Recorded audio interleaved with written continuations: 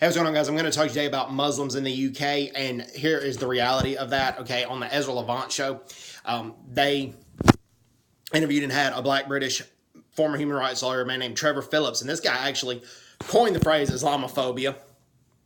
He thought that Muslim refugees would assimilate readily into mainstream British society, but he admits he regrets coining the term Islamophobia.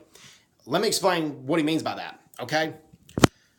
He polled Muslims living in the UK, and 39% of them claimed to be anti-Semitic, that they dislike Jews. I'm not talking about the state of Israel. I'm talking about disliking Jews, like the way Adolf Hitler did, like 39%.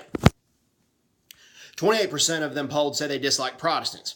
But that's not the highlight of this video. The main point of this video is there have been a problem with British Muslims, Muslims born to refugee parents, or Muslim first generation or Muslim refugees that came to the UK as refugees. Some of them have gone to Syria to fight for ISIS.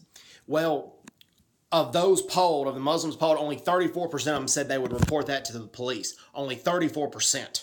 Okay? Now, I'm not saying the UK should outlaw Islam. I don't think that should happen. The Muslims in the UK should practice their religion freely. But you're going to have a problem like that when you just let anybody in. Okay?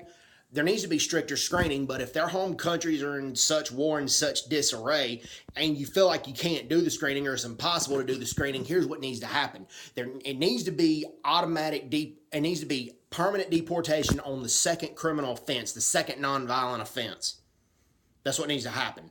Now, if it's a violent offense or inciting violence, there needs to be permanent deportation with no chance of re-entry. That will solve that problem, and that will keep the terrorists out, and that will keep the people who need asylum and want to be productive members of UK society, whether if it was in their segregated communities or whether if it was the integration into the UK society, that want to be law-abiding, productive people in the UK. That would bring them in, and that would keep the terrorist thugs out.